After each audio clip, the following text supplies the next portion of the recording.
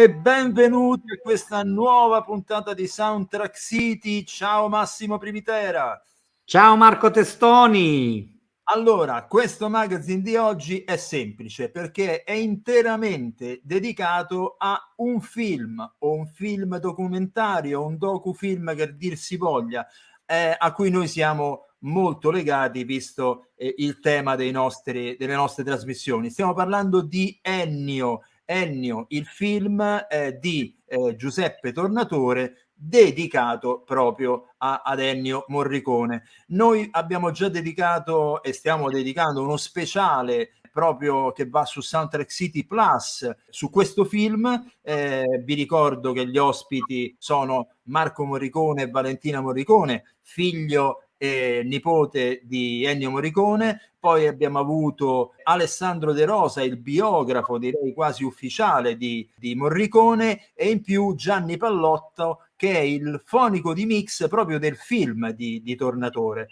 E poi tre grandi musicisti che hanno lavorato per anni, per più di 30 anni penso, con Ennio Morricone. Stiamo parlando del pianista Leandro Piccioni, del trombettista Nello Salsa e del nostro caro amico e collaboratore di Soundtrack City, nonché violinista, Pierluigi Pietroniro. Allora Massimo, detto tutto questo, parlaci un po' di questo documentario, insomma, anche le uscite, perché non si capisce bene. Ha avuto un'anteprima, ma adesso che cosa succede? Allora, era stato previsto e l'avevamo detto anche in alcune puntate, dove abbiamo parlato comunque anche di Sbiego di Ennio Morricone, che sarebbe uscito il 27 gennaio. In realtà poi la Lucky Red ha distribuito in 2 giornate solamente, il 29 e il 30 gennaio, anteprima italiana del docufilm Ennio, ma in verità la uscita ufficiale, quella che ormai ci auguriamo che rimanga tale, è il 17 di febbraio. Bene. E mi auguro Parlaci veramente un che po', rimanga tale. ma andrà sicuramente. Parlaci un po' invece della genesi di questo film. Allora, Ennio, diretto da Giuseppe Tornatore, con il quale sappiamo benissimo Morricone ha stretto un connubio che è durato ben 19 film e tanti a spot e anche altro. Diciamo che è uno dei connubi più grandi della carriera, oltre a quello di Leone, però facciamo sempre il calcolo che ci sono stati meno film con Leone, poi c'è stato quello con Mauro Bolognini, Elio Petri e tanti altri. Ma quello diciamo un po' più pregnante, lo diceva anche lo stesso Ennio, è stato quello proprio con il caro Peppuccio. E Peppuccio gli ha dedicato questo testamento visivo, perché non si può chiamare altresì, quello che è stato il testamento librario con Alessandro De Rosa, che abbiamo intervistato per uno degli nostri speciali, con Inseguendo quel suono, diventa poi Ennio visivamente. Il documentario è straordinario. La durata è 2 ore e 45, ho avuto il piacere di vederlo in anteprima a Milano e devo dire che mi sono commosso tantissimo. Ho riso e ho pianto. È ben distribuito perché si parte proprio dall'adolescenza, anzi dalla fanciullezza, dall'adolescenza, quindi le prime esperienze col padre trombettista, anche suonando la tromba per gli americani, quando ovviamente hanno liberato l'Italia dal fascismo e dai nazisti, poi l'ascesa alla RCA con i grandissimi arrangiamenti di canzoni ultra famose, pensiamo a In ginocchio da te, Il barattolo, Guarda come dondolo, Se telefonando e tantissimi Sapore di Sale e tantissimi altri successi tra i 50, 60 e 70, in cui proprio veramente Morricone ha fatto degli arrangiamenti innovativi.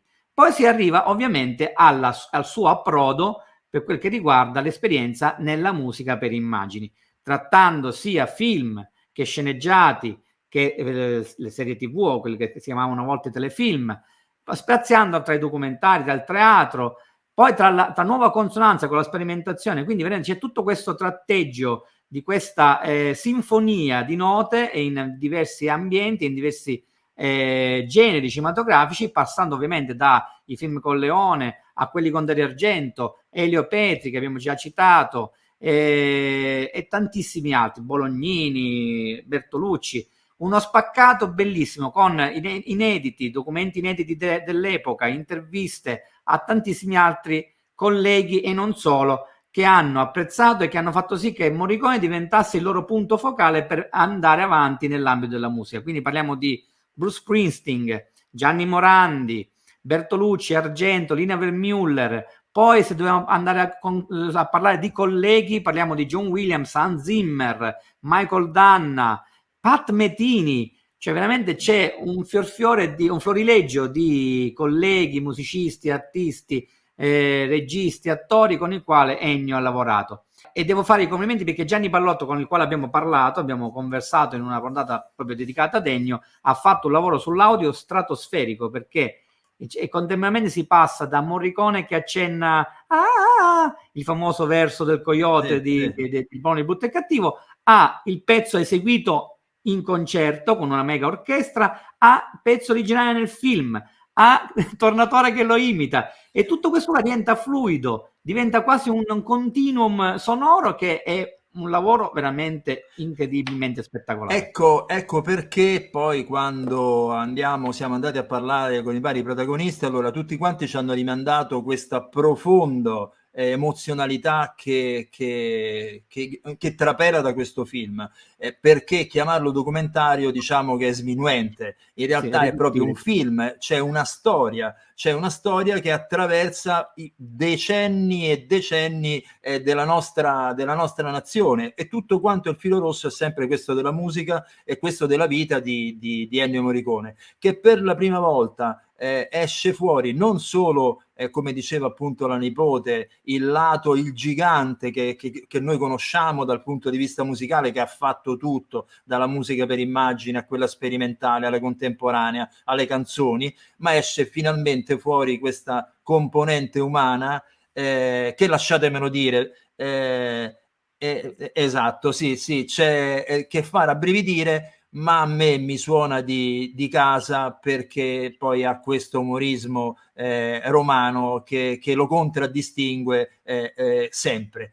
Quindi allora Massimo, io direi che abbiamo fatto di tutto per cercare di convincere a uscire di casa e andare a vedere questo film, ma non solo noi facciamo questo, ma cerchiamo anche di dire che tutto questo speciale che noi abbiamo fatto è in onda su Soundtrack City Plus, il canale in abbonamento che noi abbiamo inaugurato proprio qualche settimana fa. Insomma, abbonatevi, perché questo è un contenuto, è uno speciale che merita veramente di essere visto dagli amanti della musica.